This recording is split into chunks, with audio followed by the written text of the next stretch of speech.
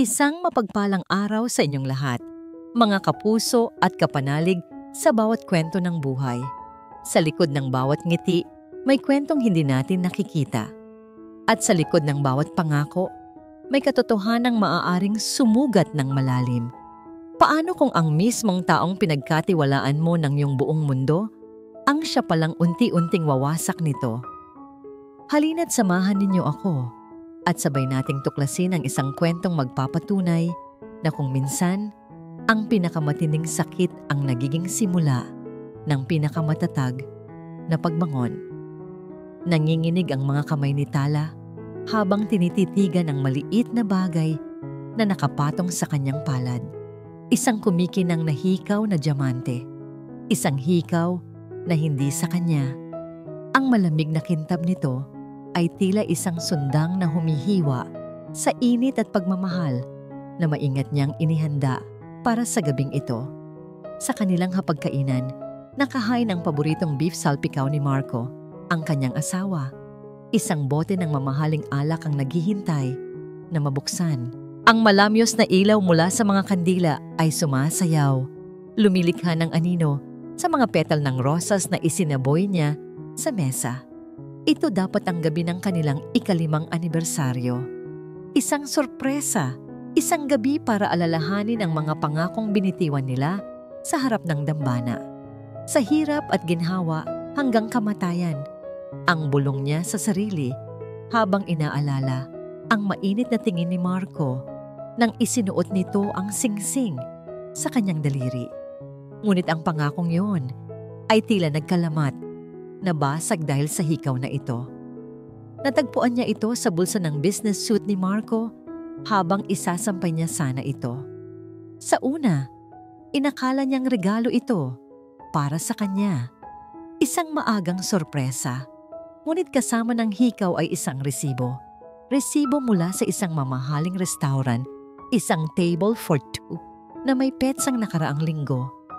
Ang araw na sinabi ni Marco na mayroon siyang importanteng business trip sa Cebu. Isang malamig na kaba ang gumapang sa kanyang dibdib. Mas malamig pa sa hanging nagmumula sa nakabukas na bintana. Ang perpektong mundong binuo niya sa loob ng 5 taon ay biglang nagsimulang magpakita ng mga bitak. Ang pagbukas ng pinto sa ibaba, ang pumutol sa kanyang pag-iisip. Dumating na si Marco. Mabilis niyang isinara ang kanyang palad. Ikinukubli ang ebidensya ng isang kasalanang hindi pa niya kayang pangalanan. Bumaba siya ng hagdan, sinalubong ang asawa na nagtatanggal ng sapatos. "Marco?" Bati niya. Pilit na pinatatag ang boses. "Tala," sagot nito. Hindi man lang nag-angat ng tingin. Pagod ang anyo nito, gaya ng dati. Hindi nito napansin ang ayos ng bahay, ang mga kandila, o ang bango ng niluto niya. Para bang isa lamang siyang parte ng muebles na nadaraanan nito araw-araw. "Kumusta ang araw mo?" tanong niya. Ang bawat salita ay tila may bigat. "Pagod. Maraming trabaho." Maikling sagot nito. Dumiretso sa ref para kumuha ng malamig na tubig. Sumunod si Tala. Tumayo siya sa likuran nito. Ang puso niya'y dumadagundong sa kanyang dibdib. Ito na. Kailangan na niyang malaman. Dahan-dahan, binuksan niya ang kanyang palad. "Marco, ano ito?" Lumingon si Marco at sa unang pagkakataon ngayong gabi, tunay siyang tiningnan nito. Nakita nito ang hikaw. Isang saglit ng pagkagulat ang dumaan sa mga mata nito. Isang kislap ng panik. Bago ito napalitan ng inis. "Saan mo nakuha yan?" tanong nito. Ang boses ay may bahid ng akusasyon. "Sa bulsa mo," sagot ni Tala. Nanginginig ang boses. "Marco, kanino to?" Tinitigan siya ni Marco na para bang siya pa ang may kasalanan. Para bang ang pagtatanong niya ay isang malaking abala. Walang pagsisisi, walang pag-aalala. Tanging lamig at pagkainis. At habang nakatitig si Tala sa hikaw, isang alaala ang biglang pumasok sa kanyang isip. Ang disenyo nito Isang maliit na bituin na may kumikinang na bato sa gitna. Pamilyar. Sobrang pamilyar. Naalala niya ang isang hapon, ilang buwan na ang nakalipas. Kaarawan ni Dalisay, ang kanyang matalik na kaibigan, ang itinuturing niyang nakababatang kapatid. Ito mismo ang hikaw na regalo niya rito. Isang limited edition na disenyo na matagal na nitong gusto. Naalala niya kung paano ito niyakap ng mahigpit, paulit-ulit na nagpasalamat. Si Dalisay, ang kaibigan niya. Ang katotohanan ay sumampal sa kanya ng mas malakas pa sa kahit anong pisikal na sakit. Hindi lang ito simpleng pambababae. Ito ay isang pagtataksil na may dalawang talim mula sa 2 taong pinakamahalaga sa buhay niya. Naramdaman niyang nanikip ang kanyang lalamunan. Kailangan niya ng kumpirmasyon. Isang desperadong pag-asa na sana ay nagkakamali lang siya. Nanginginig ang mga kamay. Kinuha niya ang kanyang telepono. Hindi niya pinansin ang matalim na tingin ni Marco. Hinanap niya ang pangalan ni Dalisay at pinindot ang call button. Nagring ito ng 1 beses, 2. "Hello, Ate Tala?" Sagot ng pamilyar na boses sa kabilang linya. May halong gulat at kaba sa tono nito. Hindi makapagsalita si Tala. Ang mga salita ay naipit sa kanyang lalamunan. "Ate? Nariyan ka pa ba?" Tanong muli ni Dalisay. At sa likod ng boses ni Dalisay, isang tunog ang kanyang narinig. Isang boses ng lalaki, malinaw na malinaw, na tila ba katabi lang nito. "Sino yan, Dali?" Ang boses na yon. Ang boses ni Marco. Isang matinis na tunog ang narinig ni Tala, bago biglang naputol ang linya. Ibinaba na ni Dalisay ang tawag. Binitawan ni Tala ang kanyang telepono. Nagkalat ang mga piraso nito sa sahig, kasabay ng mga piraso ng kanyang puso. Tumingala siya kay Marco. Ang mga luha ay malayang dumadaloy sa kanyang mga pisngi. Ang perpektong mundo niya ay gumuho sa isang iglap. At sa mga guho nito, tanging ang mapait na katotohanan ng isang karumaldumal na pagkakanulo ang natira. Ang katahimikan sa loob ng kanilang kusina ay mas matindi pa sa kahit anong sigaw. Ang bango ng beef salpikaw na kanina lang ay nagpapaalala ng pagmamahal. Ngayon ay tila amoy ng pighati. Si Marco, na kanina'y puno ng pagkainis, ay nakatayo lang doon. Ang muka'y isang blangkong pader na hindi mabasa ni Tala. Sa wakas, si Tala ang unang bumasag sa katahimikan. Ang kanyang boses, bagamat nanginginig, ay may bigat ng isang pusong nawasak. "Bakit, Marco?" 5 taon. Si Dalisay pa, ang kaibigan ko, ang tinuring kong kapatid. Walang bakas ng pagsisisi sa mga mata ni Marco. Sa halip, isang malamig na apoy ng galit ang pumalit dito. "Bakit?" Ulit niya sa tanong ni Tala, na para bang isang hangal na bagay ang narinig. "Tingin mo ba madali ang lahat, Tala? Tingin mo ba madaling maging asawa ng isang Talasinag Cruz?" Napapakunot ang noo ni Tala. Hindi maintindihan ang sinasabi nito. "Anong ibig mong sabihin?" "Palagi kang perpekto," sigaw ni Marco. At sa bawat salita ay tila may latay na humahaplos sa kaluluwa ni Tala. "Ang perpekto mong bahay, ang perpekto mong mga plano, ang perpekto mong pag-ibig, nakakasakal. Kailangan ko ng isang taong totoo. Isang taong hindi ako hinuhusgahan sa bawat kilos ko." Hindi makapaniwala si Tala sa kanyang naririnig. Ang lahat ng pag-aalaga niya, ang lahat ng pagmamahal niya, iyon pala ang kasalanan niya. "Minahal lang kita, Marco. Ibinigay ko ang lahat." "At iyon ang problema," ganti ni Marco. "Ibinigay mo ang lahat. Kaya wala nang natira para sa akin na pagsikapan. Sa'yo si Dalisay, nararamdaman kong ako ang lalaki. Sa kanya, ako ang tagapagligtas. Sa'yo, isa lang akong dekorasyon sa perpekto mong buhay." Ang bawat salita ay isang punyal. Ang sakit ay napalitan ng umaalab na galit. Paano niya nagagawang baliktarin ang lahat? Paano niya nagagawang si Tala pa ang pagmukhaing masama? Ngunit nang makita ni Marco ang determinasyon sa mga mata ni Tala, ang pagkilala na hindi na siya kayang sirain pa ng mga salita, biglang nagbago ang kanyang anyo. Ang galit sa kanyang mukha ay biglang natunaw, napalitan ng isang desperadong pagsisisi. Parang isang aktor sa entablado. Dahan-dahan siyang lumuhod sa harap ni Tala. Hinawakan niya ang mga kamay nito. Ang kaninang tigas ng kanyang boses ay napalitan ng pag-iyak. "Patawarin mo ako, Tala. Patawarin mo ako. Mahal ko," sabi niya. Ang mga luha ay tumutulo mula sa kanyang mga mata. "Nagkamali ako. Isang malaking pagkakamali. Natukso ako, oo. Pero maniwala ka, ikaw pa rin. Ikaw lang ang mahal ko." Naguguluhan si Tala.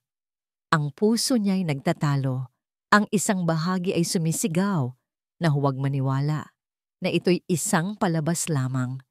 Ngunit ang isa pang bahagi, ang bahaging minahal si Marco sa loob ng 5 taon, ay desperadong gustong kumapit sa mga salitang yon. "Marco, tumayo ka," sabi niya. Pilit na binabawi ang kanyang mga kamay. "Hindi." Pagmamatigas ni Marco, lalong hinigpitan ng hawak. "Hindi ako tatayo hanggat hindi mo ako pinapatawad. Bigyan mo ako ng isa pang pagkakataon, Tala. Isa lang. Ayusin natin to. Tayo.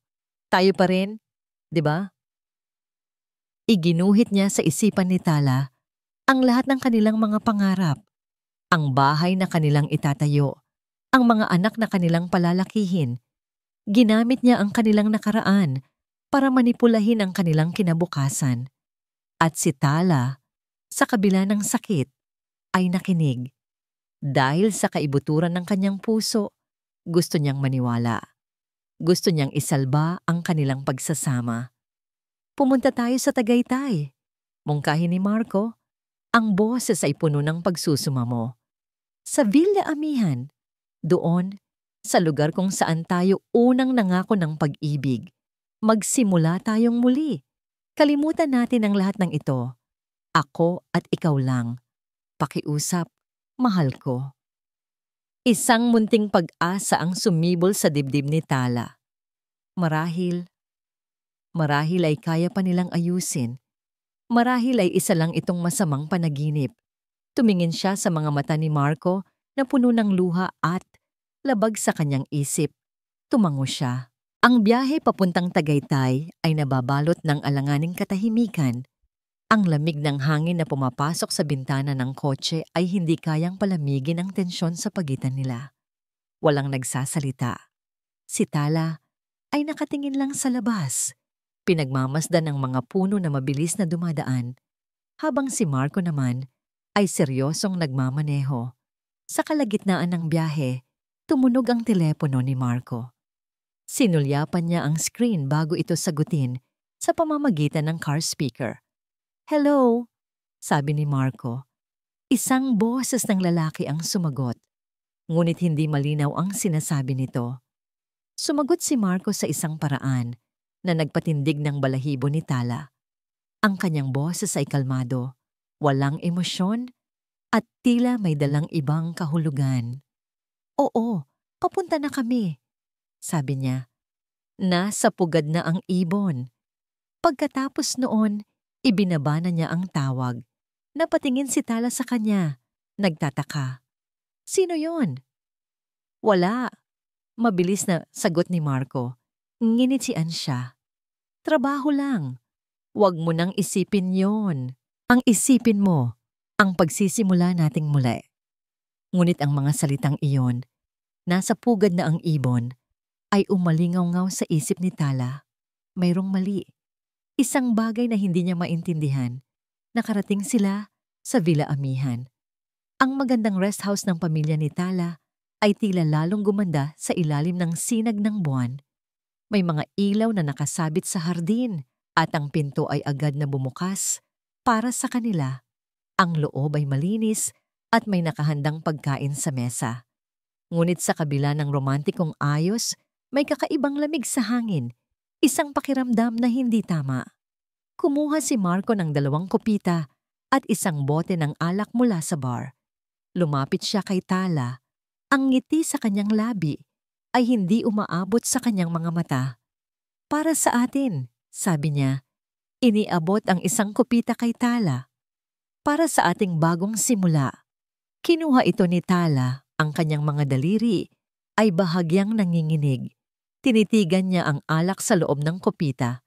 Pagkatapos ay tumingin siya sa mga mata ni Marco at doon, sa likod ng pekeng pagsisisi at mga matatamis na pangako, nakita niya ito. Isang kislap, isang malamig, nakakatakot, at kalkuladong kislap na nagpadala ng yelo sa kanyang mga ugat. Itinaas ni Tala ang kopita, ang kanyang mga mata ay hindi humihiwalay sa mga mata ni Marco. Ang kislap na nakita niya roon ay nagpadala ng babala sa kanyang sistema. Isang hudyat na dapat siyang tumakbo. Ngunit ang kanyang mga paa ay tila nakapako sa sahig. Ang pagod, ang sakit, at ang munting pag-asang inaalok ni Marco ay humihila sa kanya pababa. Para sa ating bagong simula, ulit ni Marco, ang ngiti ay hindi pa rin nawawala sa kanyang mga labi. Pilit nang ngumiti si Tala.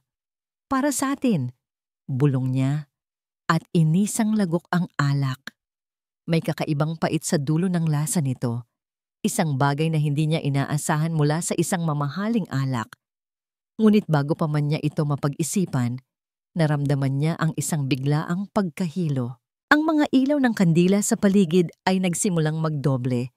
Ang kanilang mga anino ay sumasayaw na parang mga multo. Marco! Naramdaman niyang nanghina ang kanyang mga tuhod. Anong nangyayari? Ang nangiti sa mukha ni Marco ay dahan-dahang nawala, napalitan ng malamig na ekspresyon na nakita niya kanina sa kanilang kusina. Sinalo siya nito, ngunit ang hawak nito ay hindi puno ng pag-aalala. Ito'y isang hawak ng pagkontrol. Magpahinga ka lang, mahal ko. Bulong nito sa kanyang tainga.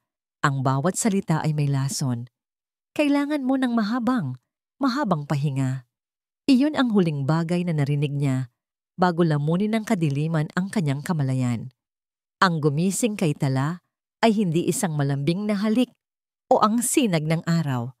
Isang nakakapasong init ang gumising sa kanya. Isang nakakasakal na usok ang pumuno sa kanyang mga baga. Dahilan para siya'y umubo ng walang tigil. Idinilat niya ang kanyang mga mata. Ang una niyang nakita ay kulay kahel na apoy na gumagapang sa mga kurtina ng kwarto. Ang hangin ay mabigat at puno ng amoy ng nasusunog na kahoy at gasolina. Nasa kama pa rin siya. Paano siya napunta rito? Ang huling naaalala niya ay nasa sala siya, kasama si Marco. Marco, biglang bumalik ang lahat. Ang alak, ang kanyang mga huling salita, ang malamig na kislap sa kanyang mga mata. Isang katotohanan ang sumampal sa kanya nang mas masakit pa sa init ng apoy. Hindi ito aksidente. Ito ay plinano. Pinilit niyang bumangon.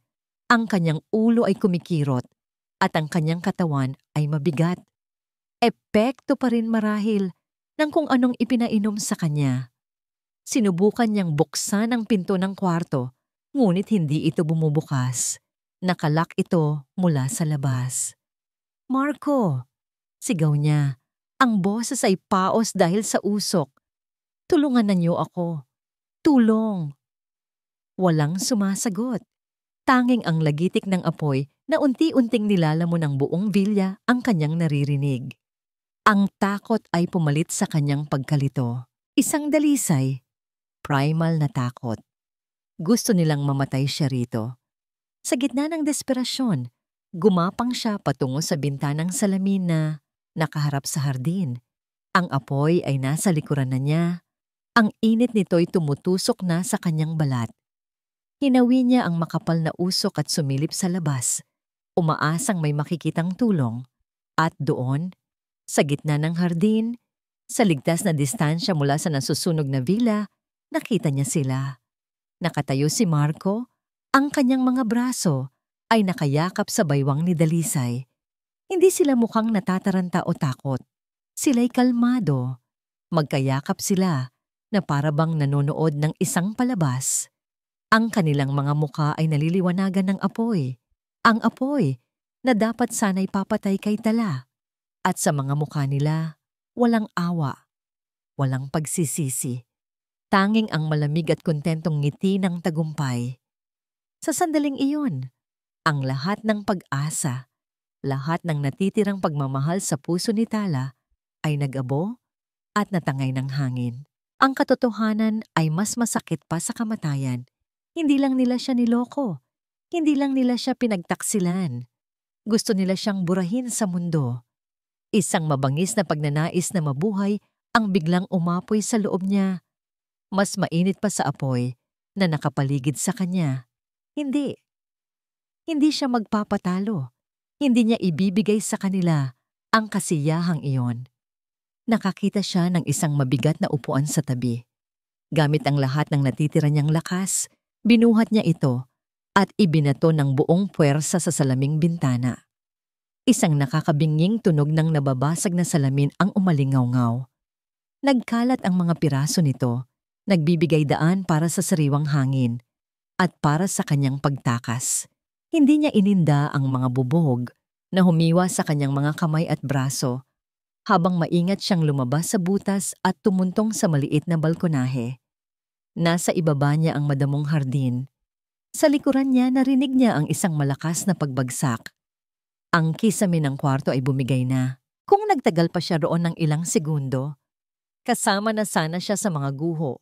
Walang pag-aalinlangan, tumalon siya. Ang pagbagsak ay masakit. Naramdaman niya ang pagbali ng isang buto sa kanyang binti at ang sakit ay sumigaw sa buo niyang katawan. Bumagsak siya sa damuhan, ilang metro lang mula sa nagngangalit na impyerno. Ang huling lakas niya ay nawala na. Ang usok at ang sakit ay unti-unting nagpapalabo sa kanyang paningin. Nakahiga roon, sa pagitan ng buhay at kamatayan, muli niyang tiningnan ang direksyon kung nasaan sina Marco at Dalisay. Ngunit wala na sila. Marahil ay umalis na, sa pag-aakalang tapos na ang lahat. Ang apoy ang huling nakikita niya. Ngunit habang unti-unti siyang nilalamon ng kadiliman, isang anino ang biglang lumitaw mula sa mga puno. Isang matangkad na anino ng isang lalaki. Mabilis itong kumilos, lumapit sa kanya, at walang salitang binuhat siya. Habang dinadala siya palayo sa apoy, ipinikit ni Tala ang kanyang mga mata. Bago siya tuluyang mawalan ng malay, nagawa niyang tingnan ang mukha ng estrangherong nagligtas sa kanya. Ang kanyang mukha ay nakatago sa dilim, ngunit nakita niya ang mga mata nito na nasisinagan ng apoy. At sa mga matang yon, wala siyang nakitang awa. Ang nakita niya ay isang pamilyar na damdamin. Isang damdaming na ngayon ay umaapoy na rin sa kanyang puso. Isang malalim, madilim, at hindi matatawarang pagkamuhi. Ang unang bumati kay Tala ay ang amoy ng antiseptiko at ang mahinang tunog ng isang makina sa tabi niya. Ang kanyang buong katawan ay mabigat. Bawat galaw ay may kaakibat na matinding kirot. Dahan-dahan, sinubukan niyang imulat ang kanyang mga mata. Ngunit kahit ang simpleng pag-angat ng kanyang mga pilik mata ay tila isang napakabigat na gawain. Nang sa wakas ay nagawa niya. Isang malabong imahe ng isang simpleng kisame na gawa sa kahoy ang kanyang nakita. Nasaan siya? Hindi ito ospital. Ang silid ay maliit, malinis at may isang bintana kung saan tanaw ang mayabong na mga puno sa labas. Sinubukan niyang bumangon, ngunit isang matinding sakit mula sa kanyang binti at braso ang pumigil sa kanya. Doon niya napansin, ang kanyang kaliwang binti ay nakakast at ang kalahati ng kanyang mukha ay nababalot ng makapal na bendahe. Biglang bumalik ang lahat na parang isang mabilis na bangungot. Ang apoy, ang pagtataksil, ang mukha ni Marco at Dalisay na naliligo sa liwanag ng apoy, ang pagtalon, ang sakit. Isang hikbi ang kumawala sa kanyang mga labi. Ang hikbi ay naging isang tahimik na pag-iyak. Ang mga luha ay dumadaloy mula sa kanyang mga mata. Binabasa ang gasa sa kanyang mukha. Patay na dapat siya, ngunit buhay siya. At ang katotohanan yon ay nagdala ng panibagong alon ng sakit. Para saan pa? Ang buhay na kilala niya ay abo na. Ang pagbukas ng pinto ang nagpatigil sa kanyang pag-iyak. Isang lalaki ang pumasok. Siya ang estranghero mula sa hardin. Matangkad dito. May seryosong mukha at mga matang tila laging may iniisip na malalim. Nagdala ito ng isang tray na may lamang isang baso ng tubig at ilang gamot. "Gising ka na pala," sabi nito. Ang kanyang boses ay kalmado, walang emosyon, ngunit hindi malamig. "Inumin mo to." Tumingin si Tatala sa kanya. Ang mga mata ay puno ng pagtataka at takot. "Sino ka? Nasaan ako?" "Ligtas ka rito," sagot ng lalaki. Inilapag ang tray sa mesang katabi ng kama. Hindi nito sinagot ang una niyang tanong. "Ako si Alon. Alon de Salvo." Alon. Ang pangalan ay tila dayuhan sa kanyang pandinig. Bakit mo ako tinulungan?" Umupo si Alon sa isang silyang kaharap ng kama. Tinitigan niya si Tala ng diretso sa mga mata. At muling nakita ni Tala ang damdaming nakita niya noong gabing iyon. Isang damdaming salamin ng sarili niyang nararamdaman ngayon. Galit. "Dahil meron tayong iisang kaaway," simpleng sagot ni Alon. "Si Marco Imperial." Napakunot ang noo ni Tala. "Paano mo siya nakilala?" "Hindi lang basta kilala," pagtatama ni Alon. At sa unang pagkakataon, isang bakas ng matinding sakit ang gumuhit sa kanyang mukha. "Sinira niya ang buhay ng kapatid ko." Sa sumunod na kalahating oras, ikinuwento ni Alon ang lahat. Ang kanyang nakababatang kapatid na si Lyra ay naging kasintahan ni Marco bago pa man nito makilala si Tala. Nagsimula ito bilang isang magandang relasyon, ngunit unti-unting naging isang bangungot. Si Marco ay naging mapang-abuso, mapagkontrol, at marahas. Natuklasan ni Lyra hindi lang ang pagkatao ni Marco, kundi pati na rin ang mga iligal na transaksyon nito sa kumpanya. Nang magbantas si Lyra na isisiwalat ang lahat, pinagmukha ni Marco na nagpakamatay ito. Isang perpektong krimen na walang sino mang nagduda, maliban kay Alon. Mula noon, ginugol ni Alon ang kanyang buhay sa pagkalap ng ebidensya at paghihintay ng tamang tiyempo para pabagsakin si Marco. Ang pagdating ni Tala sa buhay ni Marco at ang sunog sa Villa Amihan ang naging hudyat na kailangan na niyang kumilos. Habang nakikinig, ang sakit sa puso ni Tala ay unti-unting nahahaluan ng nag-aapoy na galit. Hindi lang pala siya ang biktima, may iba pa. At ang Marco na minahal niya ay isang halimaw na nagkukubli sa likod ng isang maamong maskara. "Gusto kong makuha ang hustisya para sa kapatid ko." Pagtatapos ni Alon, ang kanyang mga kamao ay nakakuyom. "At ikaw, Tala, ikaw ang susi." Anong gagawin natin?" Tanong ni Tala. Ang boses ay nanginginig, hindi dahil sa takot, kundi sa nagbabadyang paghihiganti. "Sa mata ng mundo, patay ka na," paliwanag ni Alon. "Isang abo na kasamang natupok sa Villa Amihan. Gagamitin natin yan.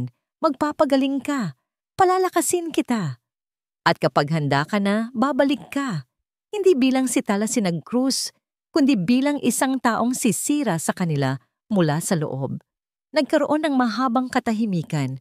Pinoproseso ni Tala ang lahat. Isang bagong buhay, isang bagong pagkatao, isang misyon.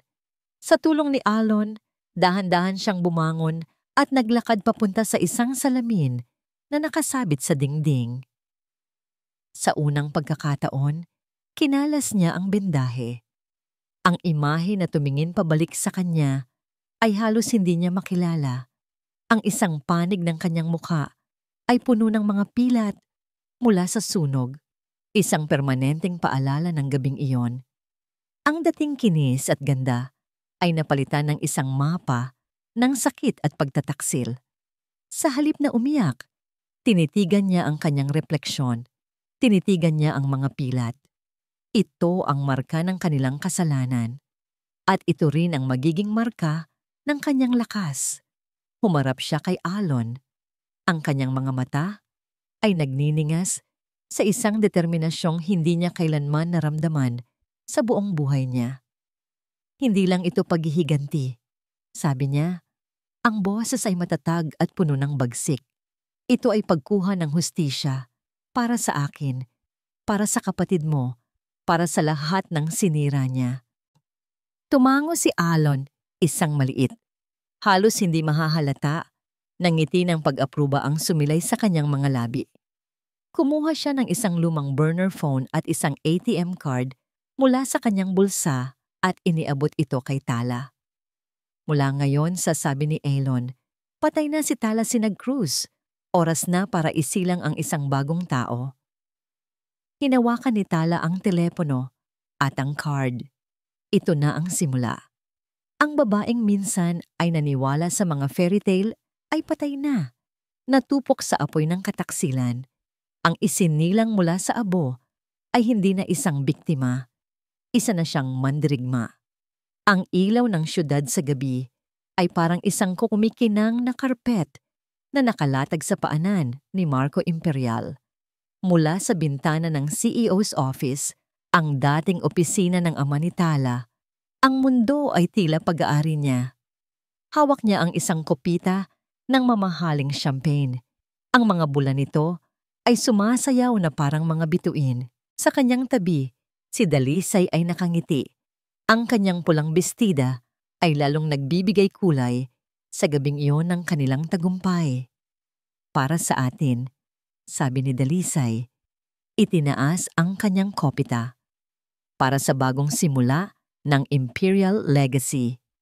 Sinag Legacy, pagtatama ni Marco, isang mapanuyang ngiti ang gumuhit sa kanyang mga labi. Hinayaan niyang manatili ang pangalan ng kumpanya. Isang huling insulto sa pamilyang inagawan niya ng lahat. Pero sa lalong madaling panahon, magiging imperial na rin yan. Nagtawanan sila. Uminom sila. Sa loob ng ilang linggo matapos ang trahedya sa Villa Amihan, naging abala si Marco. Pinalabas niyang isang aksidente ang lahat, isang malungkot na pangyayari na kumitil sa buhay ng kanyang minamahal na asawa. Nagpanggap siyang nagluluksa, tumanggap ng mga pakikiramay habang sa likod ng mga kamera, siya at si Dalisay ay nagpaplano na. At ngayon, narito na sila.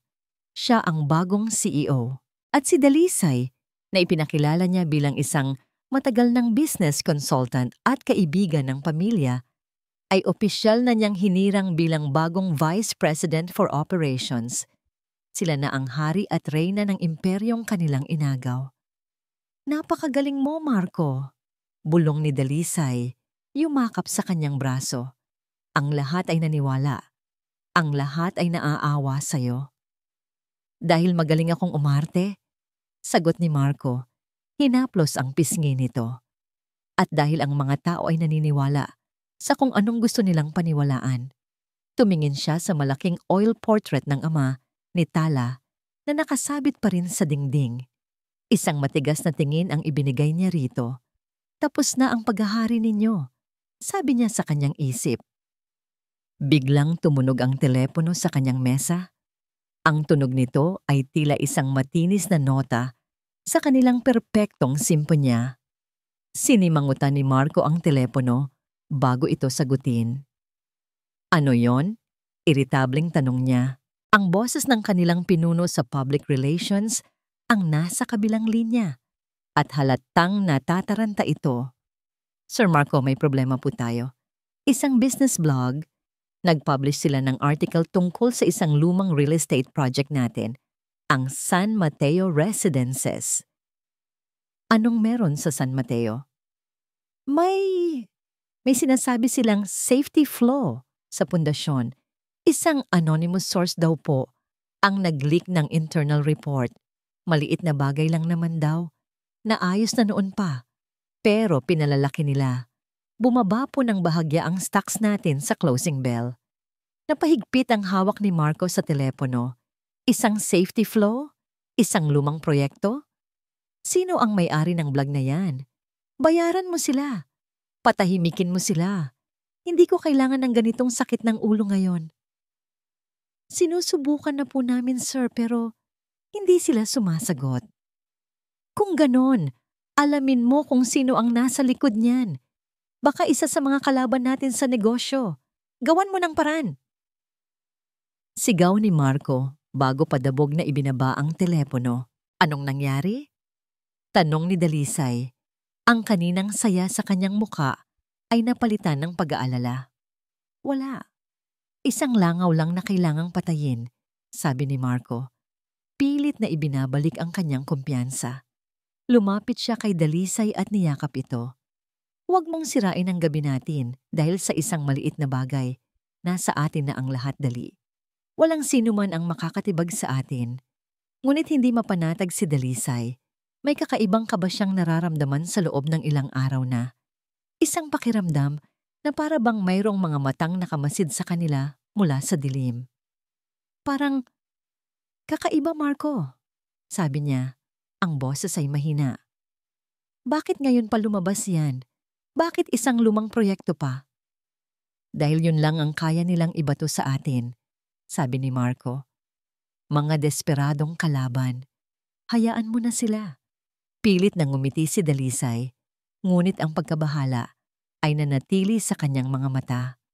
Nang gabing iyon, matapos ihatid si Dalisay, bumalik si Marco sa opisina. Umupo siya sa malaking leather na upuan, inilagay ang mga paa sa ibabaw ng mesa, at muling tiningnan ang syudad. Napanatag na siyang muli. Siya si Marco Imperial. Walang sino man ang kayang bumangga sa kanya. Binuksan niya ang kanyang laptop para tingnan ang mga huling email ng araw na yon. Habang nag-i-scroll siya sa mga mensahe, isang email ang kumuha ng kanyang atensyon. Wala itong subject. Ang sender ay isang mahabang kombinasyon ng mga letra at numero na halatang ginawa para maging anonymous. Dahil sa kuryosidad, binuksan niya ito. Ang laman ng email ay hindi isang banta, hindi isang litrato, hindi isang dokumento. Ito ay isang pangungusap lamang, 7 salita na nagpatigil sa pag-ikot ng kanyang mundo. Hindi lahat ng abo ay nananatiling abo. Biglang nanlamig ang buong katawan ni Marco. Ang champagne na ininom niya kanina ay tila naging yelo sa kanyang mga ugat. Tinitigan niya ang mga salita sa screen, paulit-ulit na binabasa. Abo, isang salita, ngunit sapat na ito. Sapat na para sirain ang kanyang pagiging kampante. Sapat na para magtanim ng isang maliit, malamig na binhi ng takot sa kanyang puso. Sino ito? Paano? Imposible. Ang pakiramdam na pinagtatawanan niya kanina kay Dalisay, ang pakiramdam na mayroong nakamasid, ay bigla niyang naramdaman ng 100 beses na mas matindi. Ang malawak na opisina ay biglang naging isang kulungan. At ang mga anino sa sulok ay tila gumagalaw. Ang multo ng kanyang nakaraan, ang multong akala niya'y matagal nang nilibing sa ilalim ng mga nasunog na guho ng Villa Amihan, ay biglang nagsimulang bumulong. Lumipas ang ilang buwan. Ang maliit na binhi ng takot na itinanim ng misteryosong email sa puso ni Marco ay unti-unting natabunan ng kanyang kayabangan. Walang sumunod na mensahe. Ang issue tungkol sa San Mateo Residences ay namatay din. Itinuring niya itong isang bigong paninira mula sa isang kakompetensya. Muli, naging kampante si Marco. Ang mundo ay nasa kanyang mga kamay. Ngayong gabi, ang Sinag Legacy Holdings ay nagdaraos ng isang malaking investors gala, isang kaganapan para ipakita ang bagong direksyon ng kumpanya sa ilalim ng kanyang pamumuno. Ang lahat ng importanteng tao sa mundo ng negosyo ay naroroon. Nagniningning si Marco sa kanyang mamahaling suit, habang si Dalisay ay hindi maalis sa kanyang tabi na parang isang tropeo. Sa gitna ng pagbati sa mga bisita, isang babae ang dahan-dahang pumasok sa bulwagan. Ang kanyang presensya ay agad na kumuha ng atensyon. Nakasuot siya ng isang eleganteng itim na gown na bumabagay sa kanyang payat na pangangatawan. Ang kanyang buhok ay maiksi, nakaayos sa isang modernong estilo. Ngunit ang pinakakapansin-pansin ay ang kanyang mukha. Ang isang panig nito ay perpekto, na may matangos na ilong at mapupulang labi. Ang kabilang panig naman ay may mga pilat na bahagyang natatakpan ng makeup, isang marka ng isang matinding pinagdaanan, ngunit sa halip na magmukhang nakakaawa, ito'y nagdagdag sa kanyang aura ng misteryo at lakas. Walang sino man ang nakakilala sa kanya. Isa siyang bagong mukha sa eksena. Ito si Tala. O sa gabing ito, siya si Clara de la Vega, isang kinatawan ng isang pribadong equity firm mula sa Singapore na naghahanap ng mga bagong investment sa Pilipinas. Sa loob ng ilang buwan, sa tulong ni Alon, hindi lang siya nagpagaling ng pisikal. Nag-aral siya, nag-ensayo siya. Bawat kilos, bawat salita, bawat tingin ay pinag-aralan. Ang dating mahinhin na si Tala ay napalitan ng isang babaeng matalas, kalkulado, at hindi nagpapakita ng anumang emosyon. Hindi niya agad nilapitan si Marco. Sa halip, umikot siya sa bulwagan, nakipag-usap sa ibang mga ehekutibo, ipinakikilala ang kanyang sarili. Ang kanyang boses ay kalmado at may kumpiyansa. Ang kanyang kaalaman sa merkado ay kahanga-hanga. Naramdaman niya ang mga mata ni Marco na sumusunod sa kanya. Naramdaman niya ang interes nito, ang interes ng isang mandaragit na nakakita ng isang bagong biktima. Hindi nagtagal, lumapit ito. Kasama nito si Dalisay na nakakapit sa braso nito na para bang pag-aari niya ito. Good evening, bati ni Marco. Ang kanyang nangiti ay perpektong ginawa para mang-akit. I'm Marco Imperial, CEO of Sinag Legacy. I don't think we've had the pleasure. Clara de la Vega, sagot ni Tala. Inilahad ang kanyang kamay. Ang pagdampi ng kanilang mga balat ay nagpadala ng kuryente sa kanyang buong katawan, isang halo ng puot at pananabik. Ngunit ang kanyang muka ay nanatiling isang blankong canvas. I represent Horizon Capital. The Singapore firm, sabi ni Marco. Lalong lumawak ang nangiti. I've heard great things. It's an honor to have you here. Tumingin siya kay Tala ng mas malapitan. Your face. You seem familiar. Have we met before? Ito na ang tanong na inasahan niya. I don't think so, Mr. Imperial. Sagot niya ng may malamig na ngiti. I have one of those faces, I suppose. Napatitig si Dalisay kay Tala. Ang mga mata ay puno ng pagsusuri at bahagyang selos. Halata ang pagkaakit ni Marco sa misteryosang babae sa harap nila. Well, Miss de la Vega, sabi ni Marco, I hope you'll consider Sinag Legacy. We have very aggressive expansion plans. I've read your portfolio. Sagot ni Tala, ang kanyang mga salita ay tumpak at direkta.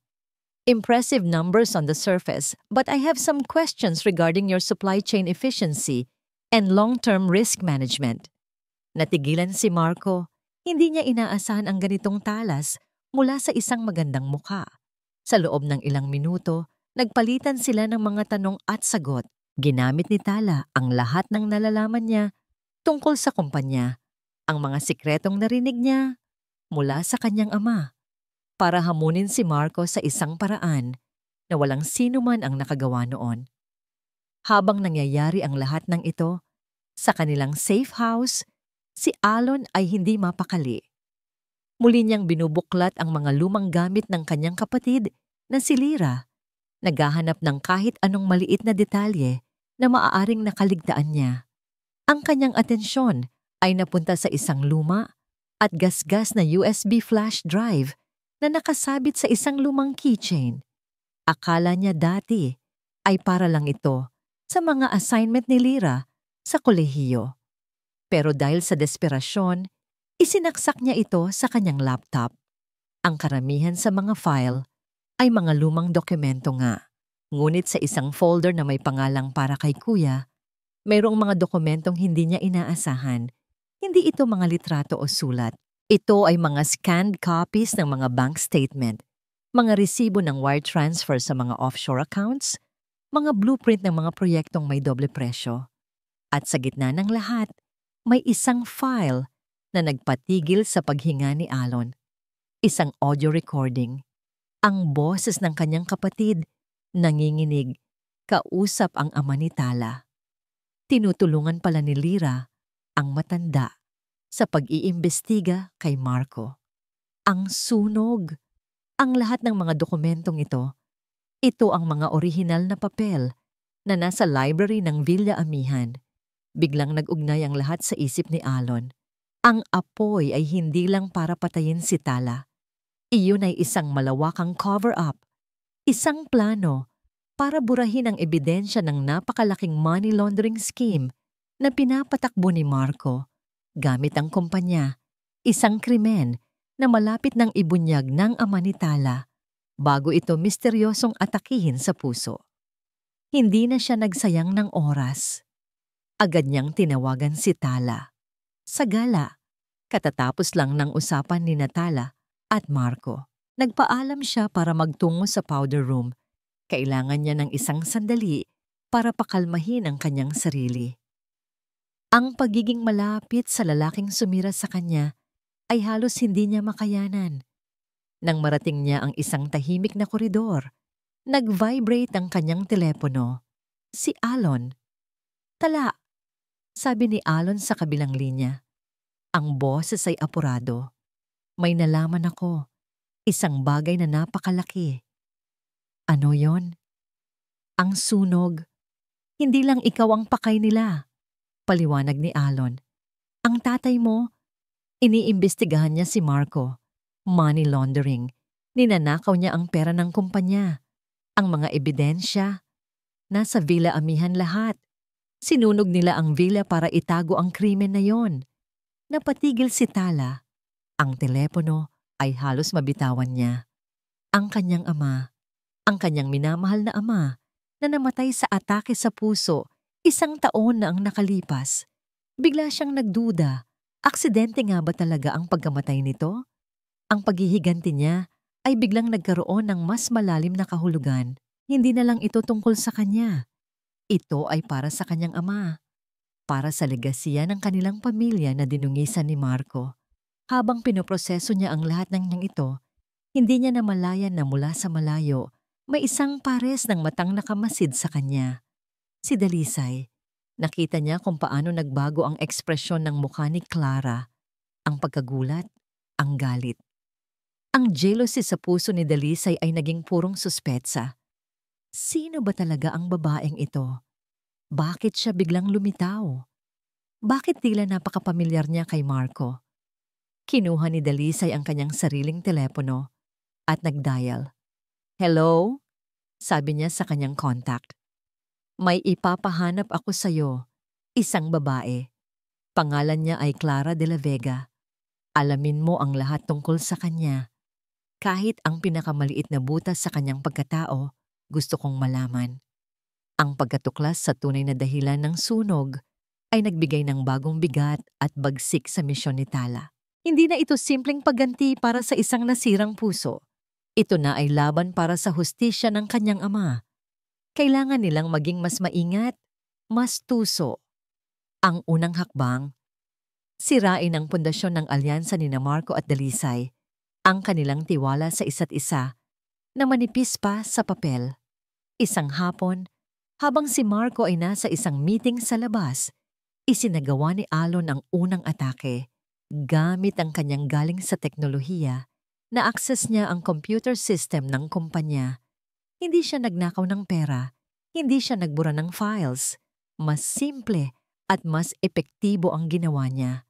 Lumikha siya ng isang pekeng transaction log, Isang maliit, halos hindi mapapansing wire transfer patungo sa isang offshore account sa Cayman Islands. Isang account na nakapangalan kay Marco Imperial. Pagkatapos, siniguro niyang ang log na ito ay lilitaw bilang isang system glitch sa personal computer ni Dalisay kapag binuksan niya ito. Kinagabihan, sa penthouse kung saan sila madalas magkita, naroon si Dalisay, naghihintay kay Marco. May dala siyang alak, ngunit ang isip niya ay wala roon. Buong araw siyang binabagabag nang nakita niya sa kanyang computer. Isang maliit na halaga lang iyon. Halos hindi kapansin-pansin sa laki ng operasyon ng Sinag Legacy. Ngunit ang destinasyon nito ang nagtanim ng duda sa kanyang isip. Bakit may lihim na account si Marco? Nang dumating si Marco, masaya itong lumapit sa kanya. May dalang isang maliit na kahon ng alahas. Para sa'yo, sabi nito. Inilabas ang isang kumikinang na kwintas. Ngunit sa halip na matuwa tinitigan lang ni Dalisay ang kwintas. Saan mo to kinuha, Marco? Tanong niya. Ang boses ay malamig. Sa pera ng kumpanya. O sa perang tinatago mo sa Cayman Islands? Natigilan si Marco. Ang nangiti sa kanyang labi ay nawala. Anong pinagsasabi mo? Nakita ko, Marco, ang transfer. Huwag mo nang itanggi. Sabi ni Dalisay. Tumayo siya. Ang galit ay nagsisimulang pumalit sa kanyang pagdududa. Nagsisimula ka na bang magtago ng pera mula sa akin? Akala ko ba partner tayo dito? Wala akong alam sa sinasabi mo. Depensa ni Marco. Naguguluhan at naiinis. Baka system error lang yan. Alam mo namang magulo ang IT department natin. System error? O baka naman nagsisimula ka ng magplano ng buhay na hindi ako kasama? Ganti ni Dalisay. Ngayon na dumating yang Clara de la Vega na yan, bigla kang nagkakaroon ng mga sikreto? Ang pagbanggit sa pangalan ni Clara ang nagpainit sa ulo ni Marco. Huwag mong isasama si Clara dito. Ito ay tungkol sa'yo at sa kawalan mo ng tiwala sa akin. Iyon ang una nilang malaking pag-aaway, sigawan, sumbatan, mga akusasyon na lumilipad sa hangin. Ang paraisong binuo nila mula sa kasinungalingan ay nagkaroon ng unang lamat. Sa huli, umalis si Marco ng padabog. Iniwan si Dalisay na umiiyak sa galit at pagdududa. Linggid sa kanilang kaalaman, sa isang van na nakaparada sa kabilang kalye, nakikinig sina Tala at Alon sa lahat ng nangyayari sa pamamagitan ng isang listening device na matagal nang itinanim ni Alon sa penthouse. Mukhang kumagat sila sa pain, sabi ni Alon. Isang maliit na ngiti ng tagumpay ang sumilay sa kanyang mga labi. Ito pa lang ang simula, sagot ni Tala. Ang kanyang mukha ay seryoso. Walang saya sa kanyang puso. Tanging ang malamig na kasiyahan ng isang planong nagtatagumpay. Oras na para sa ikalawang hakbang. Kinabukasan, habang si Dalisay ay wala sa kanyang sasakyan, mabilis na kumilos si Tala. Pumasok siya sa loob at maingat na inilagay ang isang burner phone sa ilalim ng upuan sa passenger side. Ang teleponong yon ay naglalaman ng mga pekeng text messages, mga mensahe mula sa CEO ng pinakamalaking kakompetensya ng Sinag Legacy. Ang mga mensahe ay nagpapahiwatig ng isang lihim na pag-uusap, isang alok para kay Dalisay na lumipat ng kumpanya, dala ang mga sikreto ng Sinag Legacy. Sa kabilang banda, siniguro ni Alon na makakatanggap si Marco ng isang anonymous tip, isang simpleng mensahe. Your queen is playing her own game. Check her car. Natanggap ni Marco ang mensahe habang nasa gitna ng isang mainit na board meeting. Ang duda na itinanim ni Dalisay kagabi, na pilit niyang iwinaksi, ay biglang bumalik. Matapos ang meeting, hindi siya mapakali. Pinuntahan niya ang parking lot. Nakita niya ang sasakyan ni Dalisay. Sa una, nag-alinlangan siya. Pakiramdam niya ay para siyang tanga. Ngunit ang tip ay masyadong espesipiko. Binuksan niya ang pinto ng kotse na hindi nakalock. Nagpanggap siyang may hinahanap. At doon, Sa ilalim ng upuan, nakita niya ito. Isang teleponong hindi pamilyar. Binuksan niya ito.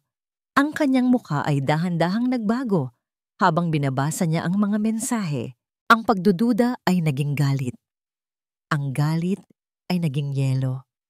Si Dalisay, ang babaeng kasama niyang nagplano ng lahat. Ang babaeng pinagkatiwalaan niya. Tinatraidor din pala siya. Hindi niya ito kinumpronta agad. Sa halip, ibinalik niya ang telepono kung saan niya ito nakuha. Isinara niya ang pinto ng kotse. Ngunit ang Marco na naglakad palayo ay iba na. Ang tiwala niya kay Dalisay ay patay na. Mula ngayon, bawat ngiti nito, bawat yakap, bawat salita ay pagdududahan na niya. Ang alyansa nila ay nabasag na. Ngayon, sila ay dalawang ahas sa iisang hawla. Bawat isa ay naghihintay lang ng tamang pagkakataon para tumuklaw. Samantala, tumawag ang private investigator na inupahan ni Dalisay. "Ma'am, may update na po ako kay Clara de la Vega," sabi ng investigador. "Anong nalaman mo?" Mabilis na tanong ni Dalisay. "Iyon na nga po ang problema, ma'am. Walang lumalabas. Walang record ng isang Clara de la Vega sa Singapore bago ang petsang 6 na buwan na ang nakalipas. Walang school records, walang family background, walang kahit anong digital footprint. Para po siyang isang multo na bigla na lang lumitaw. Isang multo." Ang salitang yon ay nagpabigat sa dibdib ni Dalisay. Bigla niyang naalala ang mga pilat sa mukha ni Clara. Naalala niya ang pamilyar na pakiramdam na naramdaman ni Marco. At isang nakakakilabot na ideya ang nagsimulang mabuo sa kanyang isip. Isang ideyang imposible. Ngunit, paano kung? Ang ulat ng investigador ay parang isang piraso ng puzzle na bumuo sa nakakakilabot na larawan sa isip ni Dalisay. Isang multo. Isang babaeng walang nakaraan. Isang mukhang pamilyar. Ang mga pilat. Hindi na niya kailangan ng karagdagang ebidensya. Sa kanyang puso, alam na niya. Ngunit kailangan niya itong patunayan. Hindi para sa kanyang sarili, kundi para kay Marco.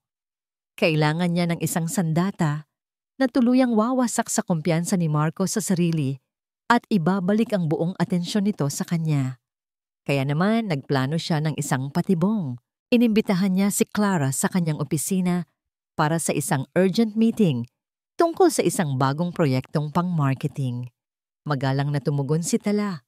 Walang kamalay-malay sa bitag na naghihintay sa kanya. Pagpasok ni Tala sa opisina ni Dalisay, sinalubong siya nito ng isang matamis, ngunit pekeng namang ngiti. "Clara, salamat sa pagdating mo. Maupo ka." Nagsimula silang mag-usap tungkol sa negosyo. Si Tala, bilang si Clara, ay matalas at propesyonal. Si Dalisay naman ay nagpapanggap na nakikinig, ngunit ang kanyang mga mata ay parang isang agila na nagmamasid sa bawat kilos, bawat paghinga ng kanyang kausap. Sa gitna ng kanilang usapan, hindi sinasadyang nabunggo ni Dalisay ang isang maliit na kahon ng alahas sa kanyang mesa.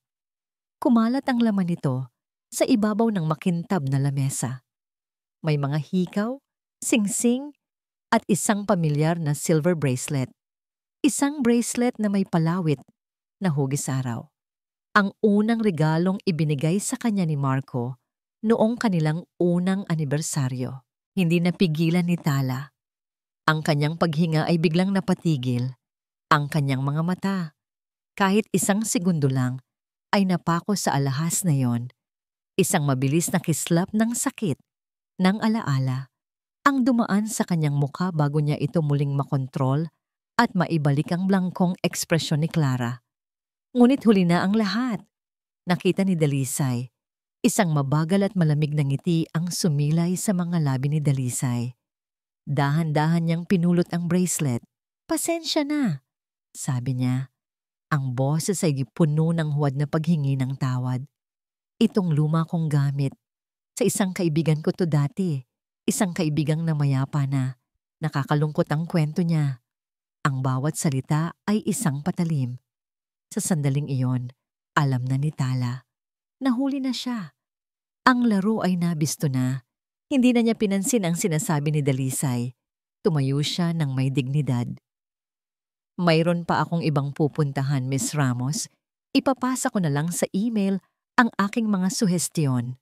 At walang lingon-likod, mabilis siyang lumabas ng opisina. Ang kanyang puso ay dumadagundong.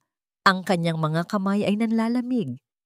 Pagpasok niya sa elevator, agad niyang tinawagan si Alon. Alon, sabi niya, ang boses ay nanginginig. Alam na niya. Alam na ni Dalisay. Habang sa opisina, hindi na nagsayang ng oras si Dalisay. Ang kanyang mga daliri ay nanginginig sa galit at pananabik habang dinadial niya ang numero ni Marco. Marco, sabi niya nang sagutin nito ang tawag. Ano yon, dali? Nasa meeting ako. Kanselahin mo yan, sabi ni Dalisay. Ang kanyang boses ay isang nakakakilabot na bulong. Kailangan mong malaman to. Ang multo. Bumalik na siya. Isang sandali ng katahimikan. Pagkatapos ay isang malakas na kalabog, ang narinig ni Dalisay na para bang may ibinato o sinuntok si Marco. Ano? Ang sigaw ni Marco sa kabilang linya. Isang sigaw na puno ng hindi makapaniwalang galit at sindak. Hindi na kinailangan ng paliwanag. Ang pagtawag ni Dalisay, ang mga hinala niya noon, ang email, lahat ay nag-ugnay sa isip ni Marco. Niloko siya. Pinaglaruan siya. Ang babaeng akala niya'y abok mo na ay nagbalik para sunugin ang kanyang imperyo. Ang galit ni Marco ay parang isang bulkan na sumabog. Sa isang tawag lang sa kanyang pinuno ng seguridad, naglabas siya ng utos. Hanapin ninyo siya. Hanapin ninyo si Clara de la Vega at ang lalaking kasama niya. Gamitin ninyo ang lahat ng tauhan. Buhay o patay, dalhin niyo sila sa akin. Sa kanilang safe house, sina Tala at Alon ay kumikilos na parang ipo-ipo. Alam nilang wala silang oras. Habang mabilis nilang inilalagay ang mga importanteng gamit sa isang bag, narinig nila ito. Ang sunod-sunod na ugong ng mga sasakyang mabilis na paparating. Dito na sila! Sigaw ni Alon. Sa likod tayo dumaan! Tumakbo sila palabas sa likurang pinto, kasabay ng pagwasak ng mga tauhan ni Marco sa kanilang pintuan sa harap. Nagsimula ang isang desperadong pagtugis sa mga eskinita ng syudad, ngunit ang mga tauhan ni Marco ay marami, at sila ay nasa lahat ng dako. Nakarating sila sa kanilang getaway car at mabilis itong pinaharurot ni Alon. Ngunit isang itim na SUV ang sumalubong sa kanila. Sa isang kanto, sinadya silang banggain. Nawalan ng kontrol si Alon sa manibela. Ang kotse ay umikot at sumalpok sa isang pader sa isang industrial district. Labas! Sigaw ni Alon habang papalapit na ang mga sasakyan ni Marco. Sugatan at nahihilo, tumakbo sila. Ang tanging kanlungan na nakita nila ay isang malaki, luma at abandonadong bodega. Pumasok sila sa loob. Ang kadiliman ay pansamantalang nagbigay sa kanila ng proteksyon. Tinulak ni Alon ang malaking metal na pinto para isara ito. Ngunit bago pa man niya ito maisara, nang tuluyan, isang putok ng baril ang umalingaw-ngaw. Ah! Daing ni Alon. Napahawak sa kanyang balikat. Isang bala ang dumaplis dito. Nagawa niyang isara ang pinto. Ngunit ngayon, sila ay kapwa sugatan at nakakulong. Narinig nila ang mga sigaw ng mga tauhan ni Marco sa labas, ang tunog ng kanilang mga yapak na pumapalibot sa buong bodega. Ang mga sinag ng kanilang mga flashlight ay tumatagos sa mga siwang at butas ng gusali na parang mga mata ng demonyong naghahanap sa kanila. Wala nang matatakbuhan, wala nang pag-asa. Ito na ang katapusan. Napasandal si Tala sa isang haligi, yakap-yakap si Alon na nagdurugo. Ang tapang na inipon niya sa loob ng maraming buwan ay biglang naglaho, napalitan ng dalisay na takot. Biglang tumahimik sa labas at sa gitna ng nakabibinging katahimikan, isang telepono ang nagring. Ang burner phone ni Tala. Isang unknown number ang nakarehistro. Nanginginig ang kanyang kamay habang sinasagot niya ito. Inilagay niya ito sa kanyang tainga. Ang boses sa kabilang linya ay hindi sumisigaw. Ito ay kalmado, mapaglaro, at puno ng lason. Tapos na ang laro. Mahal ko. Sabi ng boses ni Marco. Halika na't tapusin natin ito. Ang boses ni Marco sa telepono ay parang isang malamig na kamay na humigpit sa leeg ni Tala. Ang laro. Para sa kanya, isa lang itong laro. Ang buhay niya, ang buhay ni Alon, ang buhay ng ama niya. Lahat ay piyesa lang sa isang chessboard na siya ang nag-iisang hari. Sa tabi niya, napadaing si Alon dahil sa sakit mula sa kanyang balikat. Punitin ni Tala ang laylayan ng kanyang damit at mariin itong itinali sa sugat para pigilan ang pagdurugo. Tala, bulong ni Alon. Ang kanyang hininga ay mabigat.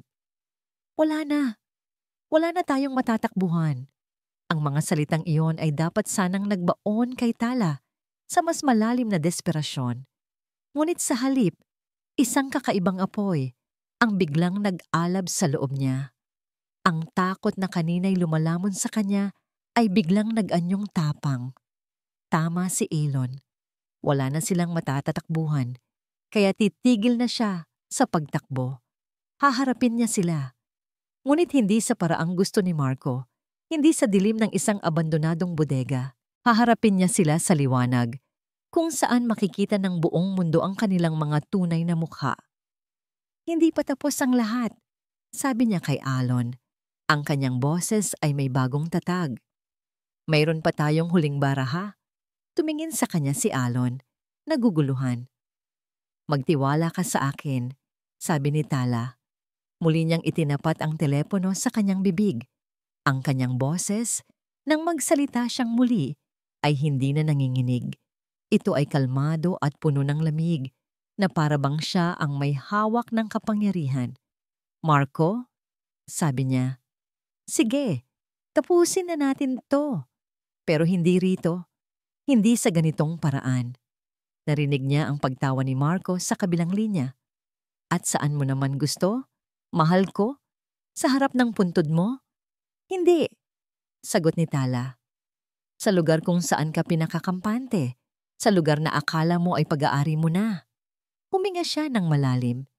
Sa Sinag Legacy Holdings, bukas ng umaga, magpapatawag ako ng isang press conference. Isang sandali ng katahimikan, halatang nagulat si Marco sa kanyang sinabi.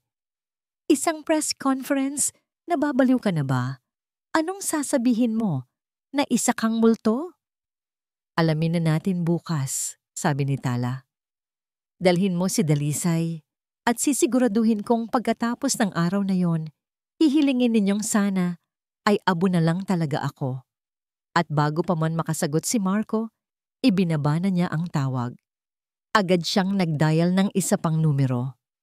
Isang numero na matagal na niyang nakatago. Isang numero na ibinigay sa kanya ng kanyang ama noong nabubuhay pa ito. Para sa oras ng kagipitan, sabi nito noon.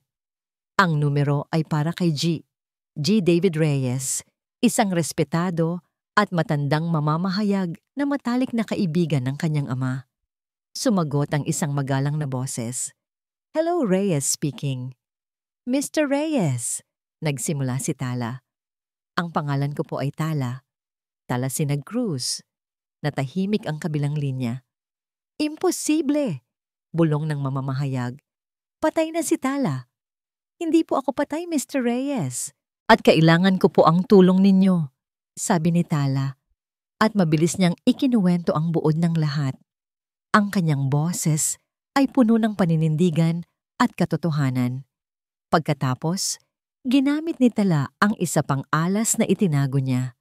Ayon sa bylaws ng kumpanya na isinulat ng kanyang ama, bilang isang direktang tagapagmana ng pamilyang Sinag, may karapatan siyang magpatawag ng isang emergency shareholder and press meeting anumang oras Isang probisyong hindi binago ni Marco dahil sa pag-aakalang patay na si Tala. Nagpadala siya ng isang opisyal na email sa buong board of directors at sa lahat ng major news outlets gamit ang isang secure na email address. Kinabukasan, ang lobby ng Sinag Legacy Holdings ay parang isang pugad ng mga bubuyog. Naglipa na ang mga mamamahayag, mga cameramen, at mga usisero. Ang balita tungkol sa isang emergency press con na ipinatawag ng isang mystery source ay mabilis na kumalat. Sa itaas, sa kanyang opisina, si Marco ay hindi mapakali. Si Dalisay ay nanginginig sa takot at galit. Anong plano niya, Marco? Anong gagawin niya? Sisirain niya tayo. Papatunayan niyang baliw siya. Yun ang gagawin niya. Sigaw ni Marco. Ngunit sa likod ng kanyang mga salita, may takot. Bakit gagawin ito ni Tala sa publiko? Anong ebidensya ang hawak niya? Dumating ang oras. Bumaba sina Marco at Dalisay sa lobby kung saan nakaset up na ang isang entablado at podium. Humarap sila sa mga kamera, nagpapanggap na sila ang may kontrol, na sila ang biktima ng isang masamang biro. Salamat sa inyong pagdalo. Nagsimula si Marco. Hindi namin alam kung sino ang nagpatawag ng gulong ito. Ngunit, hindi na niya natapos ang kanyang sasabihin. Ang malaking pinto ng gusali ay bumukas at mula roon, pumasok si Tala. Hindi siya tumatakbo. Hindi siya nagmamadali. Naglakad siya ng may dignidad at lakas. Nakasuot siya ng isang simpleng itim na business suit. Ang kanyang buhok ay maayos na nakatali. At ang kanyang mukha. Hindi niya tinakpan ang kanyang mga pilat. Hinayaan niyang makita ito ng lahat. Ang buong bulwagan ay natahimik.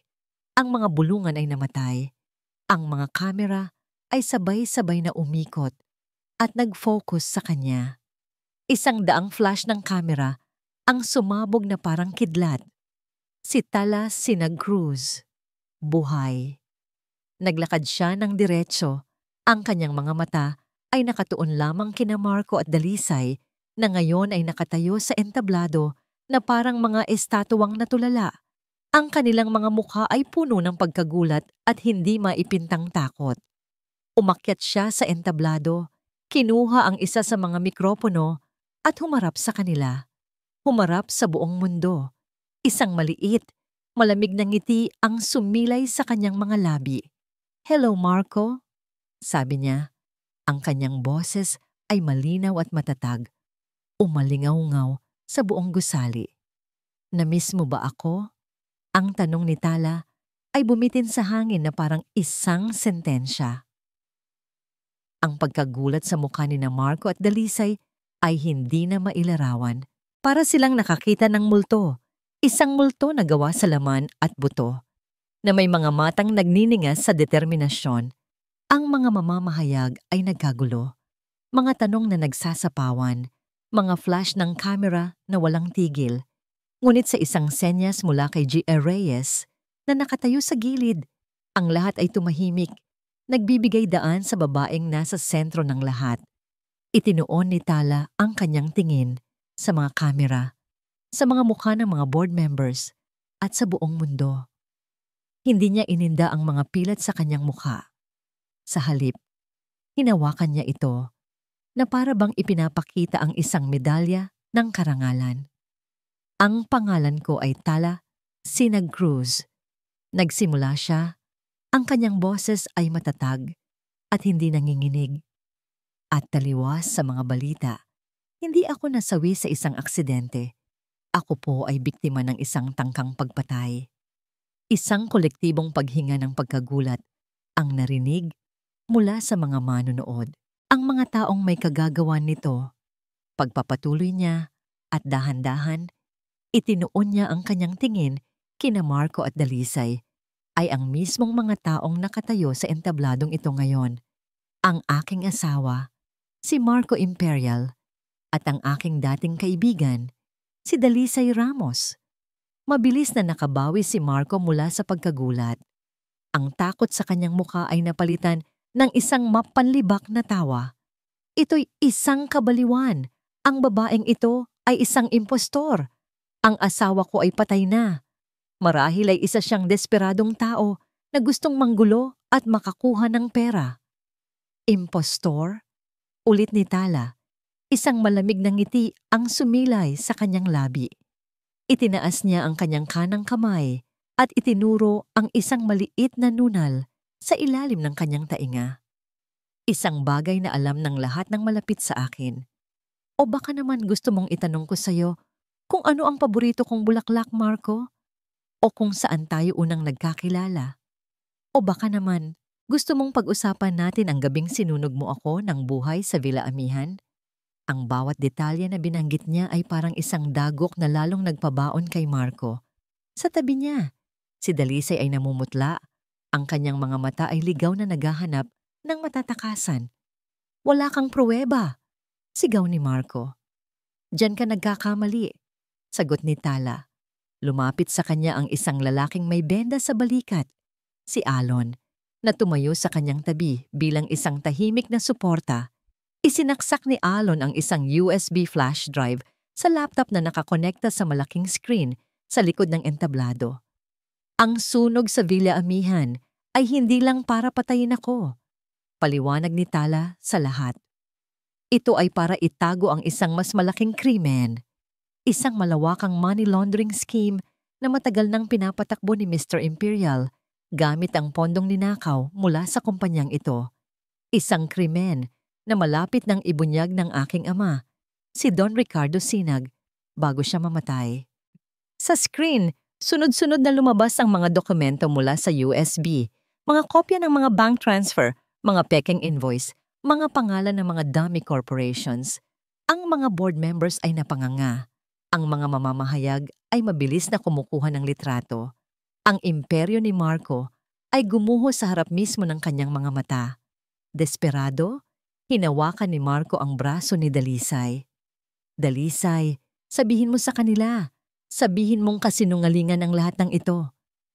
Utos niya, ngunit si Dalisay, na nakikita ang paglubog ng kanilang barko, ay nagkaroon ng sariling plano.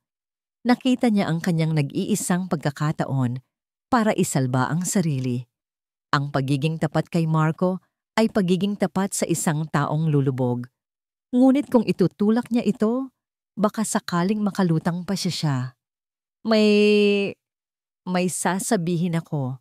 Sabi ni Dalisay, ang boses ay nanginginig habang lumalapit siya sa mikropono. Tumingin siya sa lahat. Ang kanyang mga mata ay puno ng mga buwayang luha.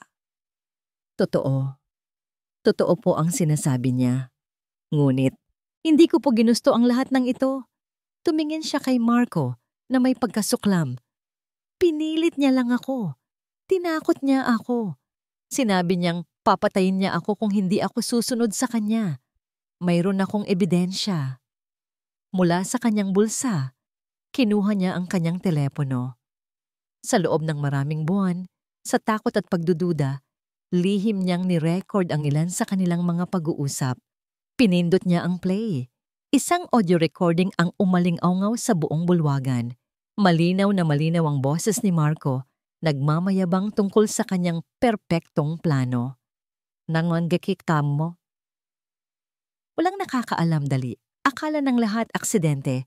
Ang perpektong asawa, nasunog kasama ng mga ebidensya laban sa akin, 2 ibon sa isang bato. At ngayon, sa atin na ang lahat, iyon na ang huling pako sa kabaong ni Marco. Ang kanyang pagtatanggol ay nawala. Ang kanyang kulay ay nawala. Ang tanging natira ay ang Dalisay na pagkamuhi sa kanyang mga mata. Nakatuon kay Dalisay. Traidor! Sigaw niya. Bago pa man siya makakilos, ang mga pinto ng labi ay muling bumukas. Pumasok ang mga pulis, pinamumunuan ng isang kapitan. Naglakad sila ng diretso patungo sa entablado. Marco Imperial, Dalisay Ramos, sabi ng kapitan. Inaaresto kayo sa salang attempted murder, arson, at financial fraud. Habang pinoposasan ang kanyang mga kamay, hindi tumingin si Marco kay Tala. Kay Dalisay siya nakatingin, isang tingin na nangangako ng impyerno. Si Dalisay naman ay umiiyak nagmamakaawa, nagpapanggap na biktima hanggang sa huli. Habang hinihila sila palayo sa gitna ng kaguluhan, isang sandali ng katahimikan ang namagitan. Sa gitna ng nagkakagulong mga tao at nagfa-flash na mga kamera, ang mga mata ni Tala at Alon ay nagtagpo. Walang salitang namutawi. Isang simpleng tango lang mula kay Alon. Isang maliit, halos hindi makitang nangiti mula kay Tala. Ang digmaan ay tapos na. Ang hustisya, sa wakas, ay nagsisimula ng maningil. Ngunit habang pinagmamasdan niya ang pagguho ng lahat ng kasamaan, alam ni Tala na ang pinakamahirap na laban ay ngayon palang magsisimula.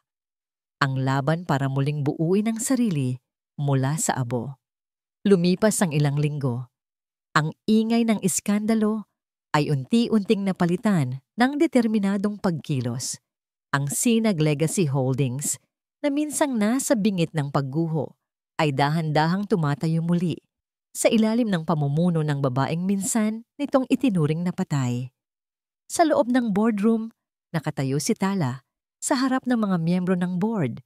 Wala na ang takot sa kanyang mga mata. Wala na ang pag-aalinlangan. Ang nakikita nila ngayon ay isang leader.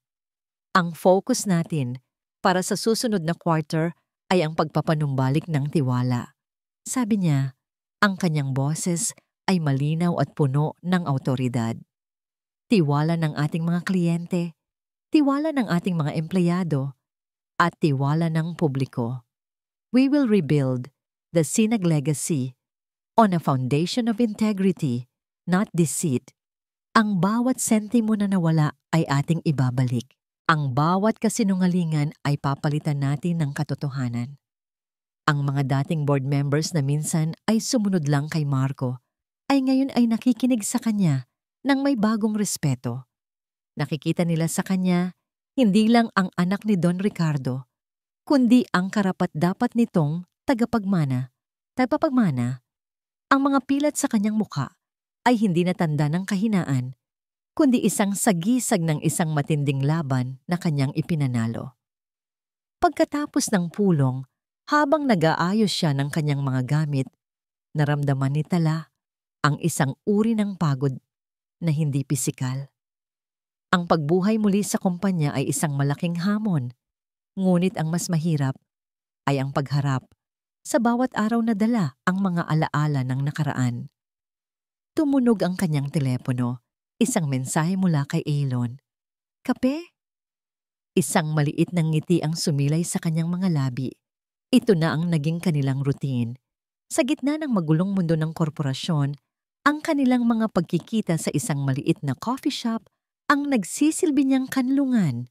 Ang Kape Pag-asa, isang maliit na lugar na pag-aari ng isang kaibigan ni Alon, ay laging mainit at tahimik. Doon, hindi siya si Tala Sinag-Cruz, ang CEO. Siya lang si Tala, at si Alon ay si Alon lang. Naabutan niya itong nakaupo sa isang sulok, nagbabasa ng libro. Ang benda sa balikat nito ay wala na. Ngunit ang pilat ay mananatili roon, katulad ng sa kanya. Isang permanenteng paalala ng kanilang pinagdaanan.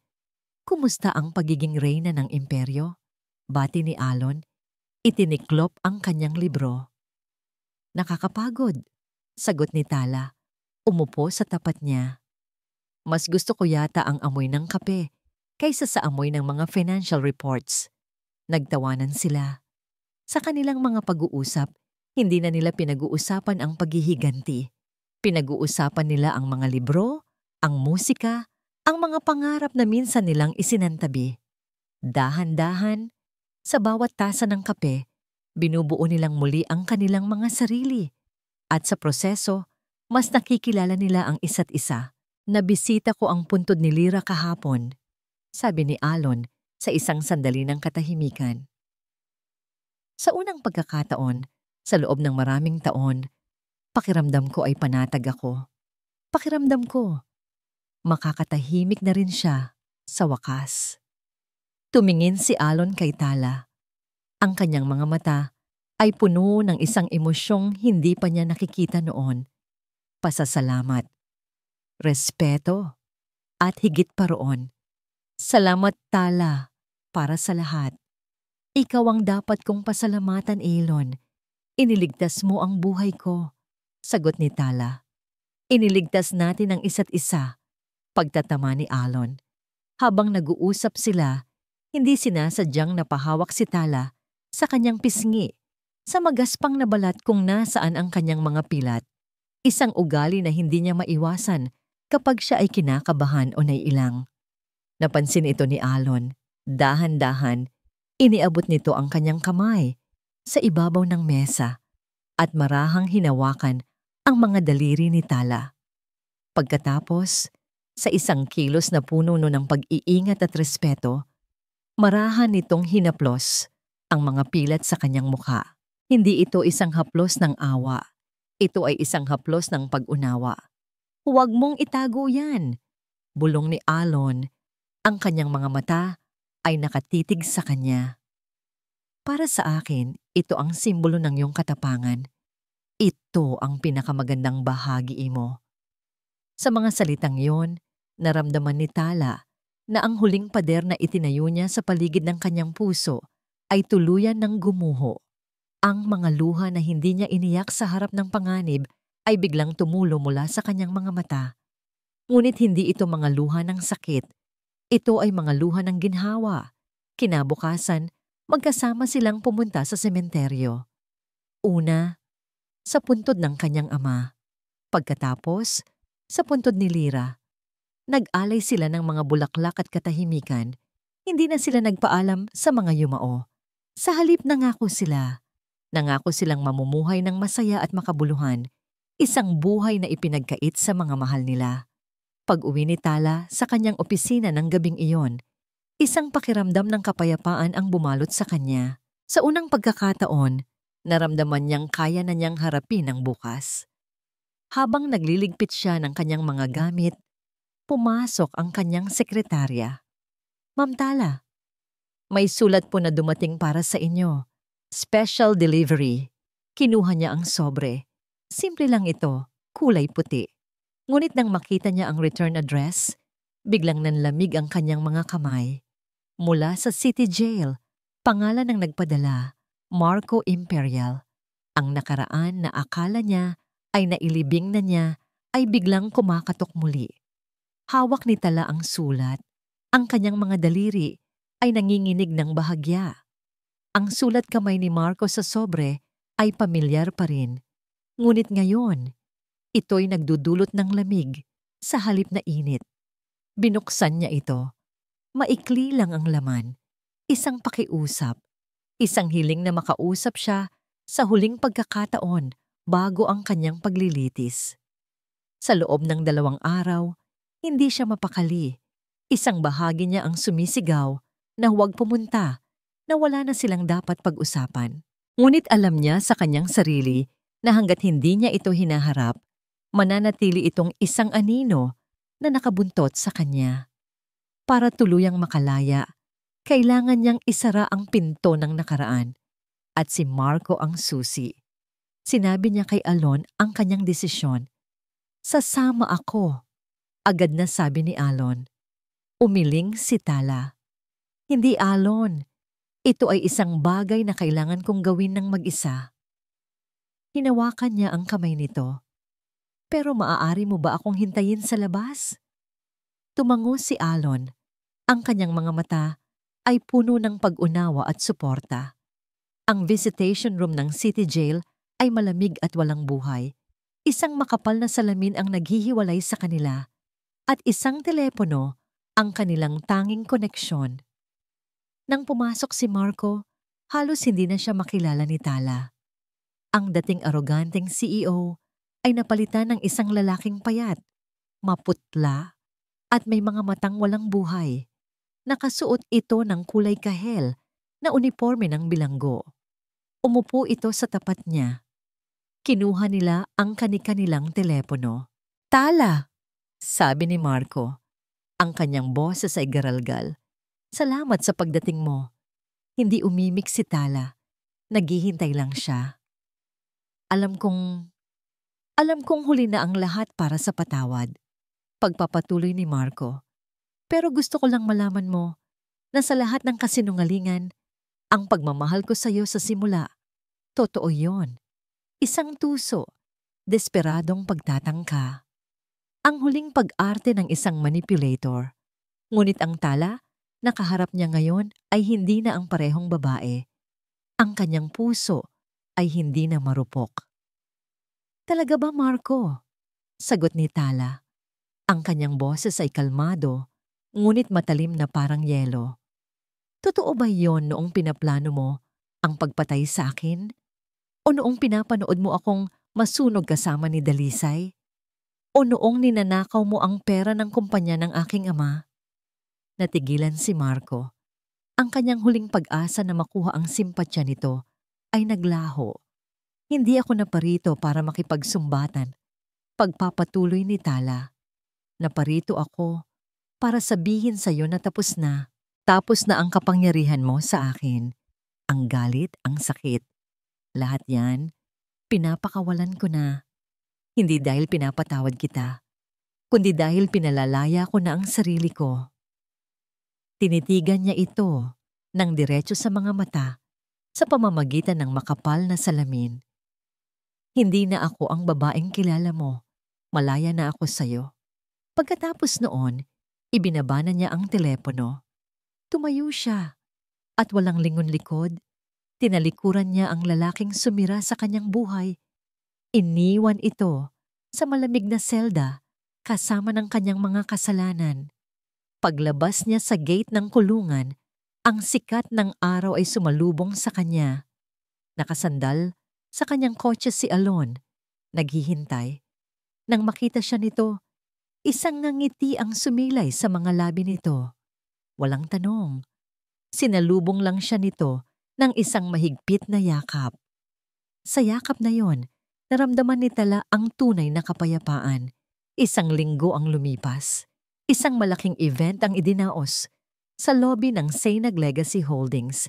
Ngunit hindi ito para sa negosyo. Sa harap ng mga mamamahayag at mga taga-suporta, inilunsad ni Tala ang isang bagong pundasyon. Ang lugar kung saan ako muntik nang mamatay ay ang Villa Amihan, sabi niya sa entablado. Ngunit ngayon, ang pangalang Amihan ay hindi na magiging simbolo ng trahedya. Ito ay magiging simbolo ng pag-asa. Inanunsyo niya ang pagtatatag ng Amihan Foundation, isang organisasyon na tutulong sa mga biktima ng domestic abuse at karahasan. Ang mga ari-arihan na nabawi mula kay Marco at Dalisay ay ilalaan para pondohan ito. Ang abo ng kanyang masakit na nakaraan ay gagamitin niyang pataba para sa isang bagong hardin ng pag-asa para sa iba. Pagkatapos ng kanyang talumpati, habang pinapanood niya ang mga taong nag-uusap at nagdiriwang, lumapit sa kanya si Alon. Handa ka na ba? Tanong nito. Saan tayo pupunta? Nakangiting tanong ni Tala. Hindi sumagot si Alon. Hinawakan lang nito ang kanyang kamay at dinala siya sa labas, papunta sa rooftop ng gusali. Mula roon, tanaw nila ang buong syudad na naliligo sa ginintuang kulay ng papalubog na araw. Tumayo sila roon, magkatabi, pinapanood ang pagpapalit ng araw at gabi. Ang hangin ay sariwa. Ang katahimikan ay panatag. Ano sa tingin mo ang susunod? Tanong ni Tala. Tumingin sa kanya si Alon. Ang kanyang mga mata ay puno ng pagmamahal at pangako. Kahit ano, basta't magkasama tayo. Hinawakan ni Alon ang magkabilang pisngi ni Tala at marahan siyang hinalikan. Isang halik na hindi nagmamadali. Isang halik na puno ng pag-unawa, paghilom at pangako ng isang bagong simula.